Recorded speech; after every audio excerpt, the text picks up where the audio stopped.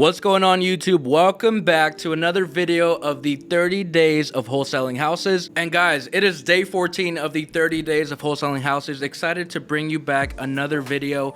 And in today's video, not only is it gonna be me, but I decided to bring on one of the best closers in the country. Not only has this special guest transformed our business and helped elevate our entire sales teams and brought in millions in revenue, but he has also had the privilege to teach many like-minded real estate entrepreneurs and has helped them elevate in their closing abilities. So guys, I'm really excited to have him on for a few episodes of the 30 days of wholesaling houses. And by the way, if you have no idea what I'm talking about, for the month of May, I decided to do step-by-step videos showing you guys how to flip houses in your city. Look, when I first started, I didn't have any guidance or direction. I didn't have money for a course or marketing when it came to real estate. And because of that, it brought me back to the realization that a lot of people just don't have the resources or money to buy into a course to learn real estate. So I said, enough with the excuses. I decided every single day this month to bring you guys a video. So today is day 14 of the 30 days of wholesaling houses. If this is your first video that you are watching, please start in day 1. You can find the playlist in the channel. And by starting in day 1, you can get caught up to date on everything that I've been teaching for the month of May. And by the way, for those that do not know who I am, my name is Saenz. I'm a 23-year-old real estate entrepreneur. Started real estate at the age of 18. Over the last few years, I've closed a few hundred deals by a concept that I am showing on this channel. Now, before we start and I bring on our amazing special guest, please make sure you like this video, comment down below any questions that arise during the session of this video, subscribe to the channel, and let's get going with day 14. Let's go.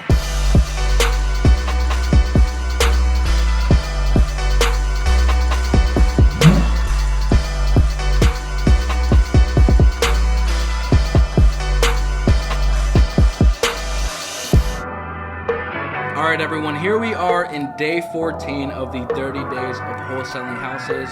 For those that are new, welcome. For those that have been following the journey, thank you. Make sure you subscribe and like this video so we can continue ranking in the algorithm. This is blowing up. Now, enough about subscribing or liking the video. Right here next to me is the man himself. This is my brother. We've known each other since 6 years old. He is one of the key pieces to why we have a 7-figure real estate operation. And again, I started at 18. He started at 18 with me, and he's actually the man behind the scenes making it all happen, giving me enough time to do these YouTube videos for everyone here. Exactly. So, and I think that we highlight what the importance of this video is today, right? I mean, I know a lot of you guys, similar to me when I first started, zero sales experience, zero knowledge about dealing with homeowners. I didn't have an idea, what to even talk to sellers about, right? That's right. It was just a matter of failing forward and taking action and making enough calls and really just learning from my mistakes along these calls. Now, what advice can I give you? It's very, very simple.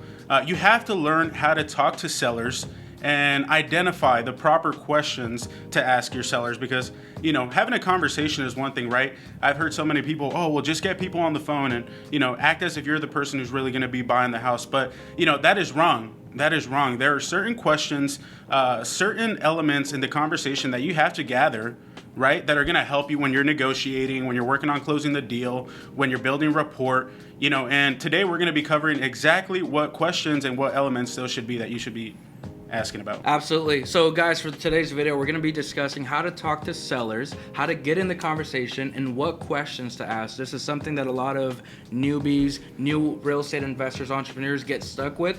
This is something that I got stuck with. And until I overcame the fear of talking to sellers, there was no money to be made.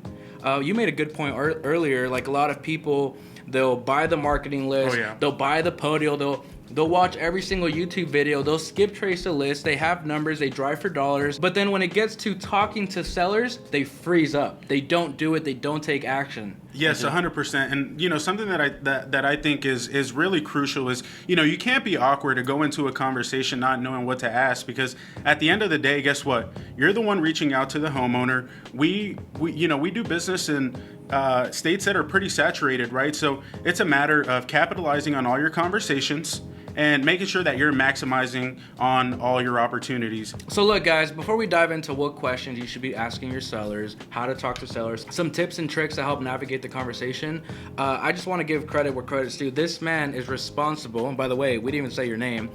Andy Garcia, The Wolf of Closing. the Wolf of Closing, at the Wolf of Closing on Instagram. This man is responsible for millions in revenue throughout the last 5 years that we've been in business. And I hope that you guys don't take that for granted. What he's gonna be dropping is years of experience when it comes to closing a few hundred deals on his own.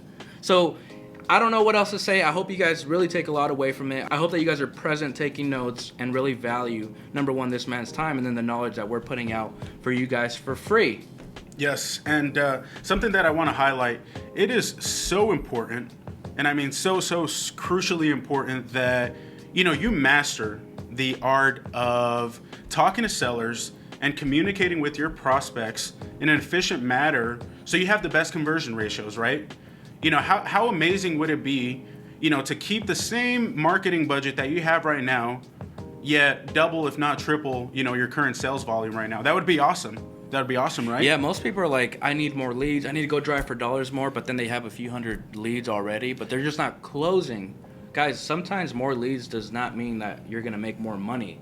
The money is made in the closing. Now, that's not to say marketing and all these different departments of the business are less important, but when it comes to closing, money is made on the phones, getting rid of, number one, the fear that you have, and then number two, just diving into it, knowing what to talk about, knowing what questions to ask, and really having the closing blueprint. Which, by the way, he just started a YouTube channel. I pushed him over the edge, and he just started one. So we're going to be putting his channel in the description where he's going to be going. It was about time. It was definitely about time. And, you know, fast forward, 2-3 months of really just coaching people on our sales process. I mean, it's kind of a must. Why? Because sales is like a muscle that you have to keep working out, right? You know, we're coaching people on hundreds of tactics and techniques that we use, and you know, you don't pick everything up right away. It's something that you have to study, right? And that you have to really, you know, dedicate time to mastering, because it's a craft at the end of the day. But it's a craft that you need to master. Because I agree, especially if you want to leave your 9 to 5 with the excitement and comfort that you can do this, that you can consistently close real estate deals. And if you can't close, you're not going to get paid. So let me give you just a very quick summary of, you know, what my initial phone call looked like, right? I know it wasn't a pretty one. I know that knowing all the stuff that I'm about to teach you right now would have been game changer for me. And, you know, I probably would have went, you know, a few thousand phone calls, you know, with some deals that I missed out on if I had known the stuff that we're going to teach you about today. So it's very simple. My first phone call, I remember it like it was yesterday. I was sitting in Alex's unfurnished apartment, and guys, when I say we literally started from nothing, we started from nothing. There's no lies about that. From the mud, baby, from the mud. But no lie, he said, pick your corner that you want to sit in on the ground. And I said, I picked this corner on the left side of the living room, and I mean, there's only 4 corners. and Alex says, I'm going to teach you how to talk to sellers, because eventually you're going to be running my entire sales operation. And I said, okay, show me how it's done. Okay. Alex hops on a phone call, excellent phone call, and he says, great, it's your turn. I'm like, bro, one example? You're gonna give me one example? One example. And I'm like, you gotta be kidding me. You gotta do this at least 10 times. And he says, no, start making phone calls. And I'm like, are you serious? I'm like, you're really not gonna give me the proper sales training? And he's like, no, start making phone calls. Don't be a little bitch. Yep. In those words, he says, don't be a little bitch, pick up the phones. You know, with like the type of mentality that I had, I'm like, he just called me a bitch. Okay, I'm gonna make these phone calls then. So I start pounding, exactly. So I start pounding the phones out, and you know, that's where I wish I would have had all the material that, you know, we're gonna teach you guys today, because I went into the phones clueless. I didn't know what to tell the sellers. I didn't know what they wanted to hear, right? I've never bought a piece of real estate in my life before. I mean, at this point, my parents don't even own a house. We're renting. Like, I don't know anything about buying or selling real estate. And the quicker that I learned that this was a very important skill that I need to master, the quicker we started scaling. And it was a shift of night and day of me saying, you know what? I have to learn how to talk to these people better, because what I'm doing right now is not maximizing on our leads. My conversion ratios could be better, right? You know, I lost out on deals to other wholesalers at the beginning. Now, if it's a wholesale deal, if that house gets sold at wholesale price, guess who it's going to? It's going to our company, because I've been able to learn the proper techniques and tools to negotiate and to be able to secure business with anybody. I can get on the phone with, somebody who's very angry and we call a red personality, or I can get on the phone with somebody who's a yellow and is complete opposite and super calm. You have to be like a chameleon in this game. You have to be able to adapt fast and be able to close anybody at any given time. Absolutely. Well freaking said. I think the best thing that you're going to take away, especially from this video, day 14 of the 30 days of wholesaling houses, yes, is the fact that you have to jump into it. Now, we're going to give you some structure and questions to ask during conversations, but you have to dive into it. If you don't dive into it, after that first phone call that I went, and I believe I crushed that phone call, and then I'm like, you're next. So if you don't dive into it right now, in day 14, or at the moment that you're watching this video, you're always going to have the fear of making phone calls. You're always going to have the fear of talking to sellers. And if you have that fear and you cannot overcome it, you are not going to make money. Now, one of the things that I want you guys to remember when you feel the fear when it comes to picking up the phone and talking to people is remember why you're doing it. Remember, you know what, who's depending on me back home? Yes. You know, why am I doing this? Man, I got to retire my mom, my grandparents. I got to take care of my daughter, my son. I don't know what your internal motivation is, but the fuel that you're going to get with a purpose versus the fear of is going to be the key of you getting over the fear and making phone calls. So when 100%. You are in a position of fear, remember, guys, there's people that are depending on you, and that's when you remember your purpose on why you even started this journey. Because I know when I started, initially it was just to make money so I don't have to work a 9 to 5, but my purpose grew and grew and grew, and now my purpose is to give back to you guys for absolutely free. So guys, remember your purpose when you have fear when it comes to talking to sellers. Now, enough of the talking. Let's dive into the questions that they should be asking their sellers. Number one thing I want to talk about, let's talk about contact. So we talked about getting rid over the fear that you have, but when it comes to contact, speak about the first 5 seconds and how that affects the call. So let's not overlook that, guys. I want you to take notes on this and write the contact, and then take notes under that on what specifically we're about to teach you. Because I'll be honest, no deal, no prospect gets closed if they're not pitched properly, right? Every seller at one point has to get pitched. Before you start negotiating, before you start building rapport, they have to hear out your pitch and say, you know what? I want to talk to this guy. This guy maybe has something I can benefit from. And, that's what it comes down to, is making sure that the first 5 seconds, as you said, earn you the next 2 minutes of the conversation. And that's something that I truly, truly feel is extremely important, that you get your pitch off in a clear and efficient way so that the person on the other end of the phone is okay with hearing you for the next 5 minutes, right? So, to begin with, you can't be going into the phone call like you just made 60 phone calls prior to them with low energy. Nobody wants to hear that stuff, okay? That's right. Somebody, whoever your prospect is on the other end of the phone, wants to hear a happy voice. They want to be greeted by somebody who's a professional and who's excited about what they're doing, right? I mean, how much of a difference does it make when you go to a restaurant and your waiter is, happy and enthusiastic, as opposed to, when you get a quiet waiter, what right? What can I do for you? Like, okay, nothing. I'm out. It's a whole different experience. And the same thing applies to, wholesaling real estate. Your sellers want to make sure that, they're dealing with somebody who's trustworthy, who's excited, who's a professional, who's legitimate in what they're doing. And I'll be honest, so something that we say in our office all the time, going into another point on the contact, is your tonality. How you come across on the phone, on the other end of the phone, is your body language. Because wait, write that down, guys. Yes. Tonality is the body language over the phone. If me and Andy, say he's a seller and I'm the real estate investor, you're not going to be like, oh, well, how's your house? Show me around. You have to bring in the energy. So when it comes to over the phone, which especially right now with the COVID going on, you want to start doing deals virtually where you minimize contact with sellers. And tonality is going to play a huge piece in advancing in the conversation and going on for not just 5 seconds, but a few minutes, and eventually getting a deal. That's right. And what I tell all our salespeople is go into that phone call high energy, right? But you also have to match and mirror. Because what happens if I'm like, hey, Alex, this is Andy with Offer Home, and I just literally made the phone call that woke Alex up out of bed. He's probably not going to want to keep talking to that super enthusiastic guy for 5 minutes. Like, dude, let me catch up to speed with you, right? Yeah. It'd probably be someone I approach like, oh, hey, did I catch you at a bad time, right? I'm going to lower my tone to the same vibration that I'm receiving from the person on the other end of the phone. Because at the end of the day, people are going to do business with people that they like and people that appeal to them, right? So another example of, I can give you on that case would be, speaking to the elderly. This is a common example that I'm seeing when I'm dealing with homeowners, right? I come in with that super enthusiastic pitch, and sometimes the sweet old ladies are like, oh, slow down for me. I didn't catch that, right? What do I know I need to change after I find out I'm speaking to somebody who, again, has some mileage on them. She's a little more calm, wants a slower speed and pace of things. Right. I'm going to match and mirror her exact body language and tonality. Which again, the tonality is body language over the phone. Match and mirror, guys, write that down. So guys, again, this video is about how to talk to sellers and what questions to ask. Because I know initially when you first either cold call or you're calling a lead that you have, you want to have a list of questions that you want to get to gather the information about the property so you can make a educated and an accurate offer.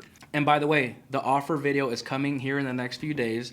I know there's a lot of eagerness and excitement, but again, 30 days of wholesaling houses will teach you everything that you need to know, so make sure you're subscribed to the channel. So what questions to ask? Number one question, I'm going to say the question, and then you're going to say why that question's asked. So question number one, this is a good question that everybody should ask. Any particular reason you're selling? One, we always want to identify what the reason for selling is. Why? Because on average, we are marketing and our services are appealing to people who might be in distress. And when you know a person's exact distress situation, there's solutions that you can bring to the table that you can help them with. It helps you on the negotiation side. You know that there's a motive, which means that they need your service, right? So it's a matter of presentation. If you present, their urgency factors and their reasons for selling, it's just going to help you when you present your offer and when you're trying to negotiate the best possible deal. Well, I think the most important thing also is you have to know why they're selling so you can solve their problems. 100%. Right? And guys, I'm going to give you guys the biggest gem that I got in my first year of real estate because I was I wasn't really money motivated, but I was looking at deals in the wrong way. And I'm going to explain why.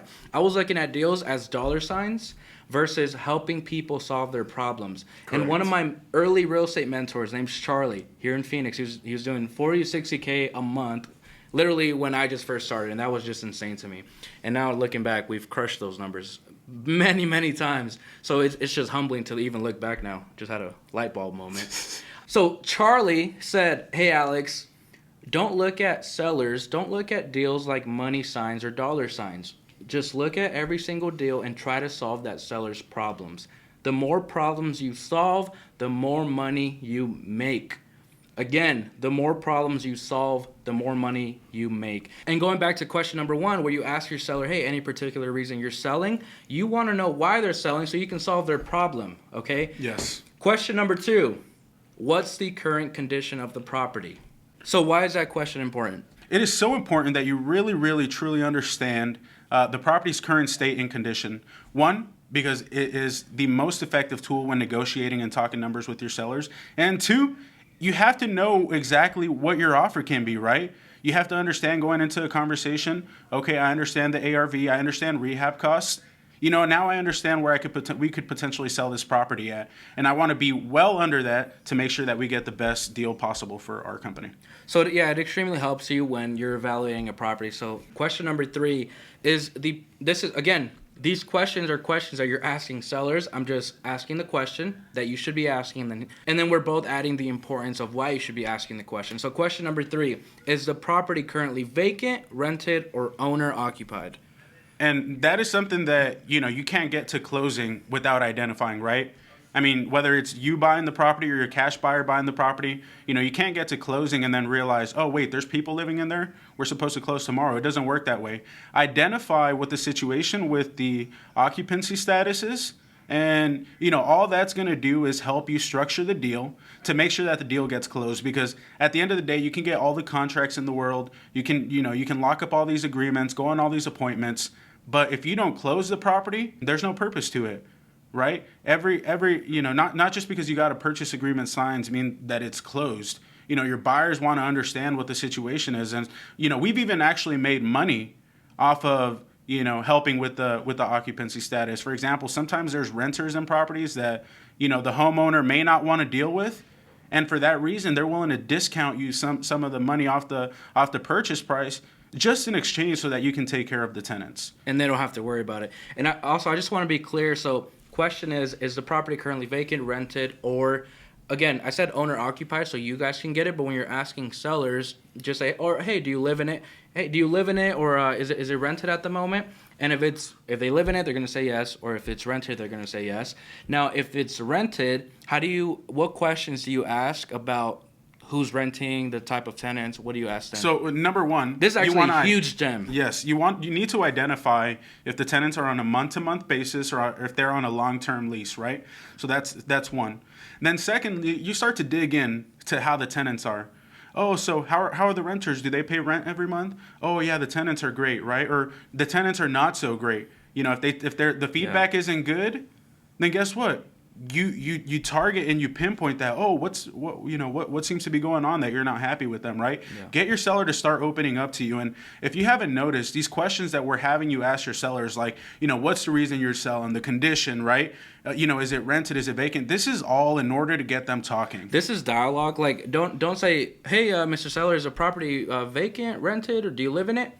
And then they answer, you're like, okay, cool, next question. No, dig into it. If they say, hey, it's rented, well, how are the tenants? Oh, yes. they're not too good. Man, I can't imagine how big of a headache that is. And then you continue to dig and ask and just problem solve throughout the dialogue with the seller. Good points, though. So question number 4 is a question that you ask the seller, and again, this can be put in different ways, but Mr. Seller, if we were to put a deal together, how soon would you be looking to close? Oh, this is huge. This is huge because what asking that question to your seller does is eliminates all the window shoppers. And, in this space, right, we work in a numbers game where the more people that you talk to, the more likely you are to get that deal, right? Absolutely. So understanding that if you eliminate the window shoppers, you're only talking to true, real, motivated prospects. That's what this question does, because what's going to happen if you put somebody on the spot who's not really ready to sell, and you ask them, Mr. Seller, if we could give you a decent offer today, how soon do you think we could put this deal together, right? If you ask somebody who's not really looking to sell, they're just kind of yanking your chain, they're window shopping, and you'll know them too. They're going to tell you, well, that's a very real question. Actually, I'm not so interested. I just wanted to see what your offer is, right? Now you know that this is somebody that is a straight shooter, and cold guess prospect. What? Exactly, cold prospect. But if I get somebody who completely opposite, and I say, Mr. Seller, if we're able to get you, a decent enough offer that made you happy so that we can put this deal together, how soon can we have this deal? Right? And if they're really motivated tomorrow, or they're interested, they'll hit you with, I would have sold it yesterday. Or, I'll sell in 30 days. I'll sell in 2 months, right? Then you have the real temperature of the lead. You understand, how soon you can get their business, because let's just be honest, time kills all deals. We want to make sure that we're maximizing in this game of time, right? That's right. The sooner you can get the contract, the sooner that you can walk the property, right? The sooner that you can get on the phone with these people. Time kills all deals. So, part of what this is doing is putting in a pre-commitment also, so that these people know, well, I already told him that, we'd have a deal if he can give me a decent offer. All that does, when you provide them an offer that works for them, it already laid the foundation that they're ready to do business with you, because they already said, oh, well, I'll sell in a month if you could give me the right offer. That's right.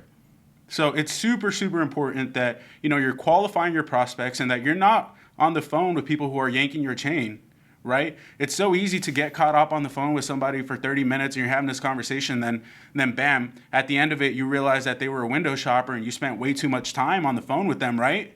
And think about how many other calls you could have made during that period, wasting, on the phone with the time waster.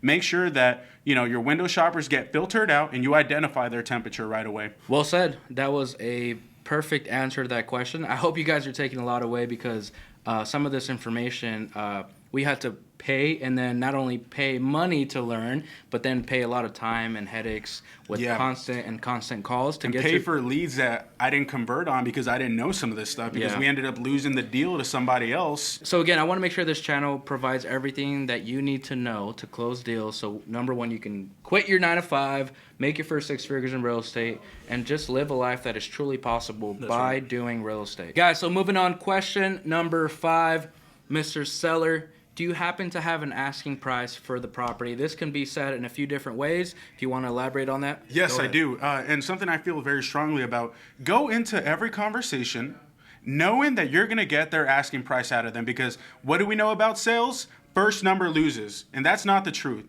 Have you ever noticed that, whoever speaks first, whatever number they said, that's usually not the number that you end up at? Why? Because whoever lost their leverage lost the negotiation. It's as simple as that. So with that said, I actually have a tactic that I use to ensure that I get my ballpark out of sellers 8 out of 10 times. So the first go around would be at the beginning of the conversation, and you say, hey, Mr. Seller, I know it's a little early, but if you did decide to sell this property, do you have any idea at all how much you would be looking to sell the house for? That's time number one. Now, the second time you go ahead and ask, they may or may not give you that number. So if you have to ask a second time, you filter a few questions in between, like, what's the condition of the property, right? How are the tenants, et cetera, et cetera. Yep. You shift the conversation. The previous questions we asked. Exactly. We're not going to go into it and say, okay, can I have, how much are you looking to get? And then ask right away, right? No, They're going to tell you to get lost. Yep, absolutely. So it's important that you separate, between the times you're looking for a ballpark. But the second go around would look something like this. Mr. Seller, just based off all the information you're giving me, I know that you bought the property for X amount of dollars, or you owe X amount of dollars. When it's all said and done, how much were you looking to net out of this property? And as strangely as that sounds, and even though that's the exact same question, guess what? Your prospects view that differently, because now they're asking, well, he's asking me how much I want to clear. I feel more comfortable telling you how much I want to clear than just, hey, this is a flat out price for my house. Right? It's just a psychological tactic. You're beating around the bush and you're asking the question differently. And it's the same answer. Exactly. And then the third time, yes, we Actually, guys, this is not me limiting information, but for the third time, he's going to do a video on his YouTube. Closers on. There we go. So look, I know you guys are loving this. Go to the link in the description. I'm putting his channel right on top of it. Closers Only YouTube channel. Check it out. He's going to make a video and many more videos. I could absolutely talk about this stuff all day long. So if you guys are finding this valuable, go subscribe to his channel. And you guys are going to take a lot more information away. I think with those first two things, especially with this challenge, you guys have enough information and ammo in your arsenal to ask these questions in a confident way where you can proceed with trying to get and close deals. Guys, so question number 6, this can be asked in different ways. So question number 6 is, hey, Mr. Seller, can you confirm the beds and bath of the property? And by the way, is there anything else that you'd like to mention about the property? Possible additions, any fire damage, any structural damage, any roof damage? So then you can start pinpointing everything. Now, I know that's a long question because there's questions within the question, like Inception, but no, elaborate on that. Yeah, it's super important, because what's going to happen is, there's likely some stuff that the seller is leaving out, right? Sellers are storytellers. They're always going to tell you the best part about the house. They're going to tell you all the features that they like, but they're not going to tell you the nitty and gritty that might be going on that can be useful when you're negotiating, right? What happens if the house has foundation issues that seller didn't mention, right?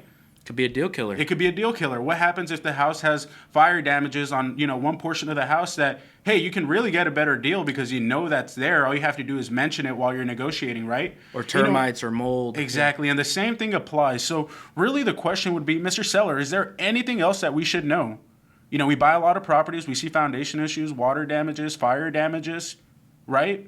Can you confirm that all the information we're seeing is, online is accurate? Is the property really 1,800 square feet? And this is all stuff that's going to help, whether you be the person selling the deal or you have somebody under your disposition team selling the deal. It's going to help them, and it's going to help you as a company maximize when you are selling this property to a cash buyer. Well said. Now for the last question that we're going to be giving you guys so you can go out there and start making some calls and start prospecting for deals. Question number 7 is going to be, Mr. Seller, is there any other decision makers when it comes to selling the property? You want to elaborate? And that's hugely important that you identify if there's anybody else's good side that you have to hop on.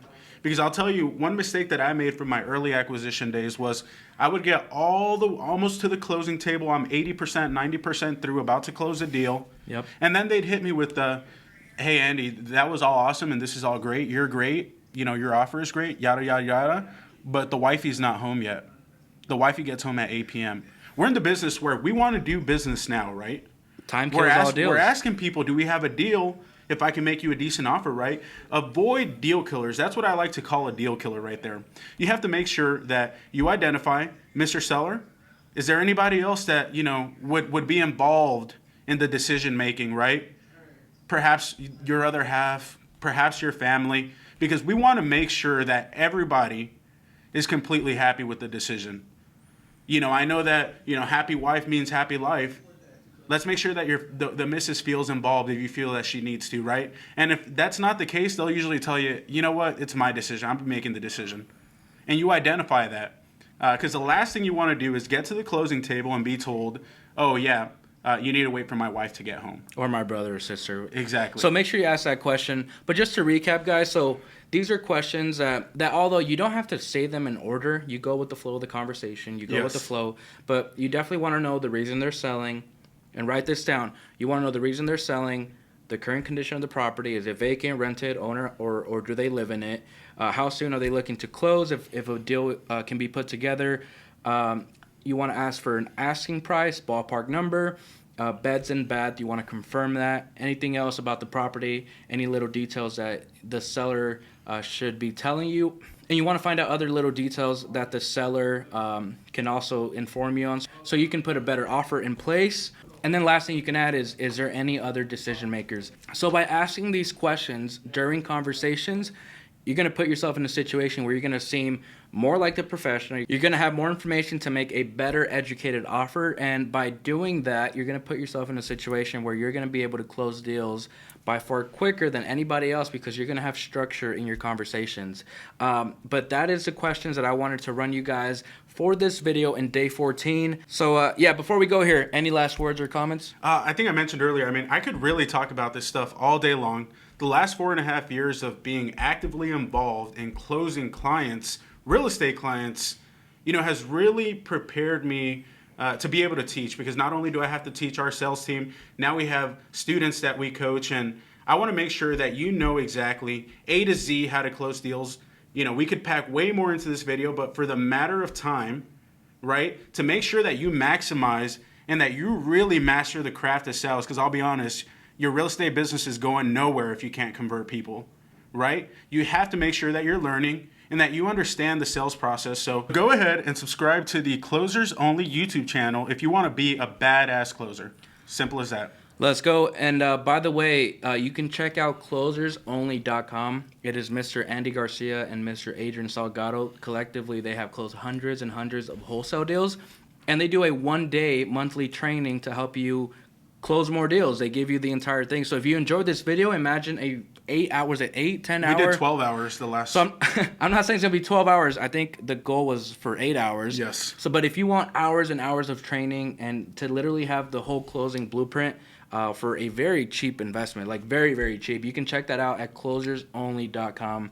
That's something I definitely wanted to mention. And guys, that is it for day 14. Make sure you also check out our podcast. We do have a podcast with Andy and Adrian. I believe it's episode 30 something. Just go to the All In podcast and you can find the episode where we interview them on closing. So if you want more closing information, check that out on our All In podcast. And again, we do have a wholesaling course if you would like to expedite your journey and get instant access to the entire business starting today. And without further ado, guys, that is it for day 14. Make sure you like this video, comment down below, subscribe to the channel, and I will see you tomorrow. And Andy's actually going to be joining me tomorrow in day 15. Let's go. Let's go.